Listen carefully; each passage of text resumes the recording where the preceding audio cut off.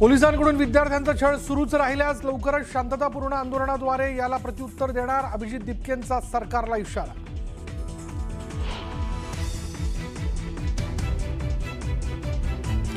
महाराष्ट्र सरकार आंदोलक विद्यार्थ्यांवरील गुन्हे मागे घेणार, मुख्यमंत्री फडणवीसांचे गृह विभागाला आदेश।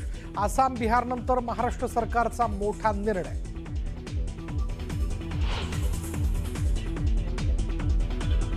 आप जेन जी का भरोसा वापस जीतना चाहते हैं। प्रधानमंत्री जी को कैमरे का एंगल नहीं, दिल का एंगल बदलना पड़ेगा। जेनजींना आवाहन करणाऱ्या मोदींच्या व्हिडिओवरून प्रियंका गांधींची मुश्किल टिप्पणी।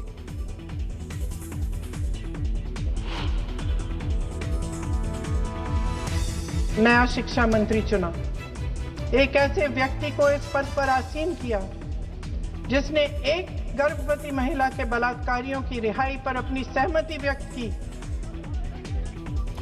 केंद्रीय मंत्री प्रल्हाद जोशींकडे शिक्षण खात्याचा कारभार देण्याच्या निर्णयावरून प्रियंका गांधींचा निशाणा, लोकसभेत गदारोळ।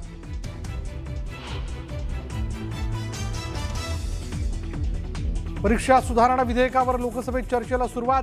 3 महिन्यात ट्रायल, 2 महिन्यात चौकशी पूर्ण करून दोषींना शिक्षा करणार असल्याचं मंत्री जितेंद्र सिंग यांचं स्पष्टीकरण।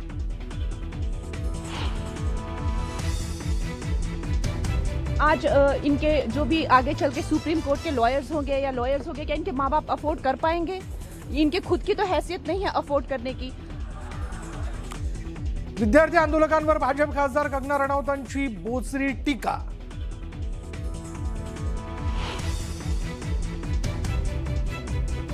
कौन स्टूडेंट प्रोटेस्ट का हिस्सा नहीं बने? ये किस तरह के स्टूडेंट हैं और किस तरह की अश्लील बातें हैं, किस एंगल से ये लोग स्टूडेंट लगते हैं?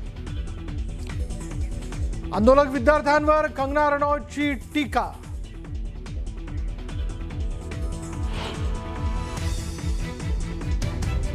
दोन्ही राष्ट्रवादी एकत्र येण्यासंदर्भात पुन्हा एकदा चर्चा घडू लागलेली आहे। त्या संदर्भात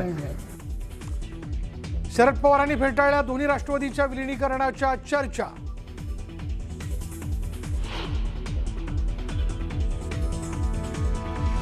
बारामतीमधील विद्याप्रतिष्ठानच्या कार्यक्रमाचं पंतप्रधान मोदींना देणार निमंत्रण। गौतम बुद्धांच्या पुतळ्याच्या उद्घाटनासाठी मोदींना बोलवण्याचा निर्णय। शरद पवार उद्घाटनासाठी मागणार वेळ, सूत्रांची माहिती।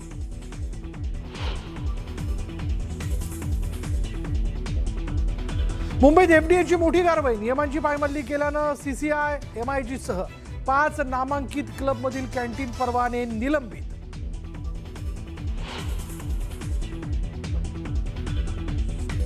नागपूरच्या सोमलवार शाळेच्या मैदानाला तलावाचं स्वरूप, चिमुकल्या विद्यार्थ्यांना सुरक्षितपणे बाहेर काढलं। पावसाच्या पार्श्वभूमीवर उद्या नागपूरमधील शाळांना सुट्टी। आणि खोपोलीमधील झेनिथ वॉटरफॉलवर अडकलेल्या 50 पर्यटकांची यशस्वी सुटका। ओढ्याच्या पाणी पातळीत वाढ झाल्यानं अडकले होते पर्यटक। आणखी एक ब्रेकिंग न्यूज आहे। नवी मुंबई महापालिकेची लिफ्ट बंद पडली आहे। अचानक लिफ्ट बंद पडल्यामुळे एकच गोंधळ उडाला। नागरिक, कर्मचारी लिफ्टमध्ये अडकल्याची भीती व्यक्त केली जाते। लिफ्टमध्ये लोक अडकल्यामुळे भीतीचं वातावरण आहे। आताची सगळ्यात मोठी आणि महत्त्वाची बातमी, नवी मुंबई महापालिकेची ही लिफ्ट आहे जी बंद पडल्याची माहिती समोर येते आहे। अचानक ही लिफ्ट बंद पडल्यामुळे एकच गोंधळ निर्माण झालेला आहे आणि मुख्य म्हणजे या लिफ्टमध्ये काही कर्मचारी अडकल्याची भीती सुद्धा व्यक्त केली जाते। नागरिक जे कामासाठी महापालिकेमध्ये जात असतात तेही अडकल्याची भीती व्यक्त केली जाते आणि त्यानंतर आता ही लिफ्ट उघडण्याचं काम सुरू करण्यात आलं आहे, पण ती मध्येच अडकल्याचं दिसतंय।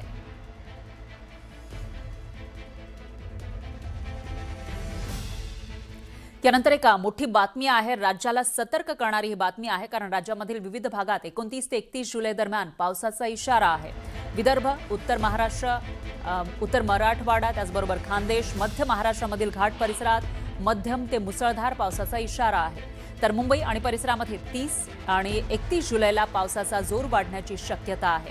नागरिकांना सतर्क राहण्याचं आवाहन मुख्यमंत्र्यांनी केलंय। तर सखल भाग, नदी नाल्यांचा परिसर तसंच घाट रस्त्यांवर प्रवास करताना काळजी घ्यावी असं सुद्धा आवाहन मुख्यमंत्र्यांनी केलेलं आहे।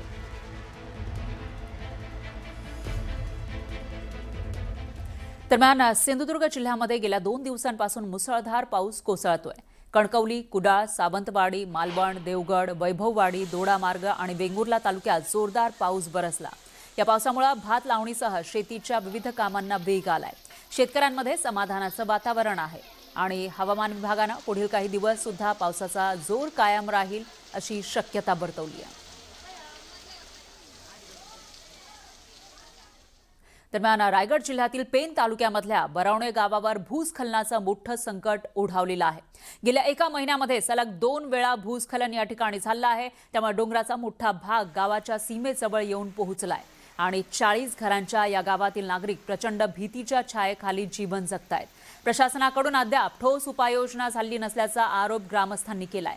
माळीन, तळीये आणि इरशाळवाडीसारखी दुर्घटना आपल्या गावात घडू नये अशी विनंती ग्रामस्थ प्रशासनाकडे करतायत. त्यामुळे खबरदारी घ्यावी असं आवाहन ग्रामस्थांकडून केलं जाते.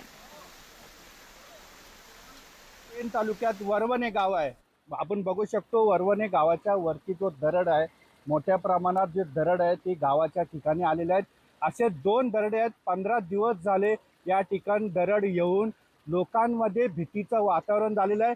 ही दरड जी आहे ती आमच्या गावात येते की काय. आपल्यासोबत जे नागरिक आहेत आपण त्यांना विचारूया काय परिस्थिती आहे या गावाची. 15 दिवस झाले हे जे दरड आलेले ते खाली आलेले.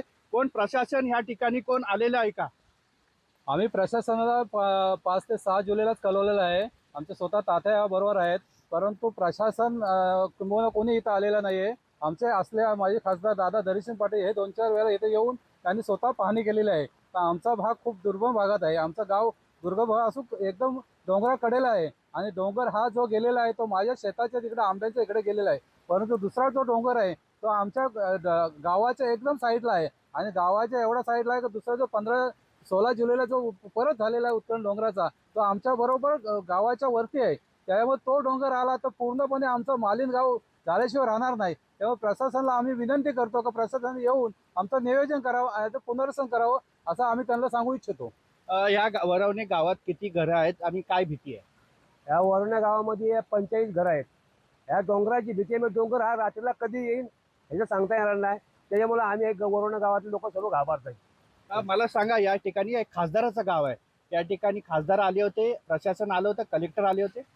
खासदार आले होते, खासदार आले होते आणि प्रशासन पण हे आपले ग्रामसेवक आणि तलाठी वगैरे आले होते. या ठिकाणी भीती वाटते रात्री? हो, खूपच भीती वाटते. समोर हा डोंगर गाव बाजूचा गेलाय, पण जो गावाच्या वरचा डोंगर आहे त्याला खूप मोठा धोका आहे.